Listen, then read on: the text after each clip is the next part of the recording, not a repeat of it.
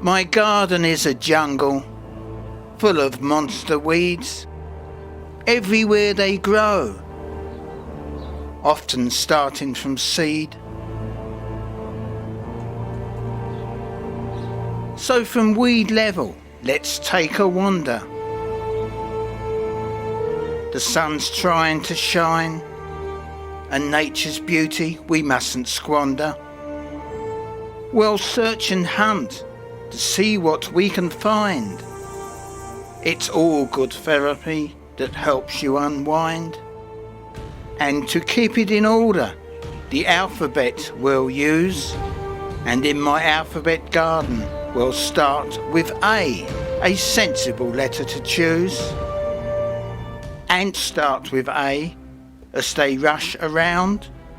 Very quiet creatures, they barely make a sound. While B is for bare branches, which in spring bear blossom. Pinky red, beautiful, and really awesome.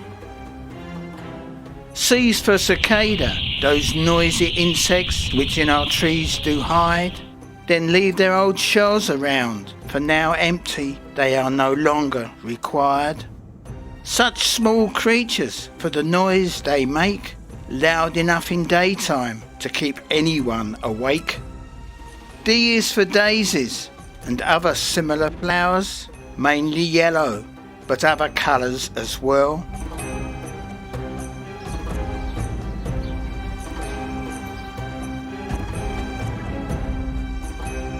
But yellow's my favourite, and it's not just a colour.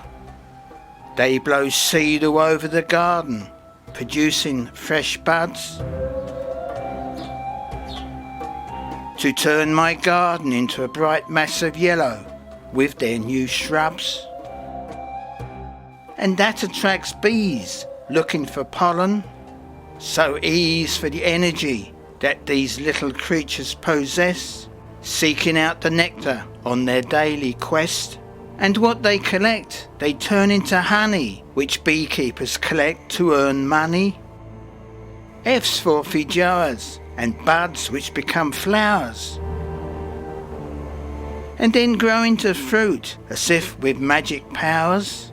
Cut one in half and with a spoon you can scoop. Serve with ice cream and yum yum is all I can say. And there's plenty left for another day. G is for green, which sums up my garden, for green it is with all the growth. And keeping it tidy I sometimes loathe. H is for horizon, away in the distance, with a tall building in the centre that adds to the appearance. And I is for iris, a beautiful plant, almost pure white I grant.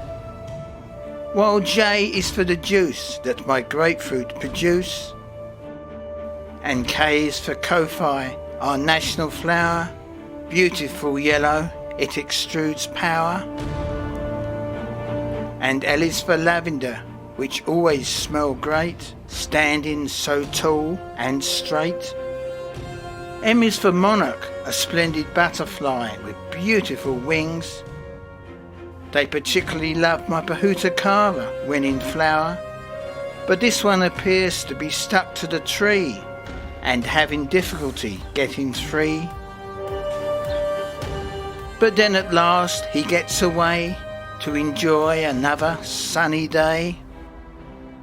N is for Norfolk pine, which actually isn't mine. It's on a neighbour's property and the day's sunny and fine. O is for outside, looking in, as on a nearby streetlight a seagull sits resting from flight. And P's for praying mantis, clinging outside on this dirty glass, just sitting there, staring at us fast. Oh look, she's found something to eat. Or was she just cleaning her feet? Q's for the questions I need to query. Who lives in this hole? And what makes this mess oh so dreary? R is for red, like these bottle brush flowers, which shine in the sun during daylight hours. S is for spring, which the arrival of daffodils announce, and with their yellow, their beauty they flounce. T's for the tomatoes that I grow in my garden, still green and growing, which hungry insects come along to share, leaving their mess behind, they don't care. U's for undergrowth, of which my garden has plenty.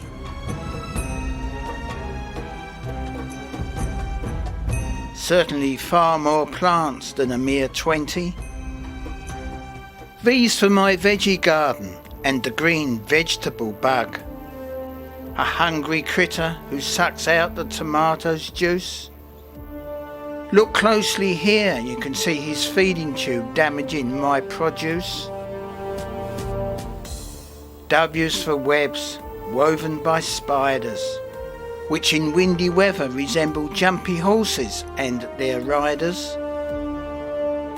And X has to be for Christmas and my flowering Pohutucara tree. Even its aerial roots are red, as you can see. And Y is for yellow, of which we've already seen plenty. So let's move on to Z, the last letter to complete our task.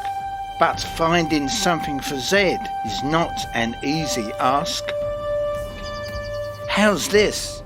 As a nail crawling into a hole, and as its back end disappears, I can see you are bored, so I'd also better go.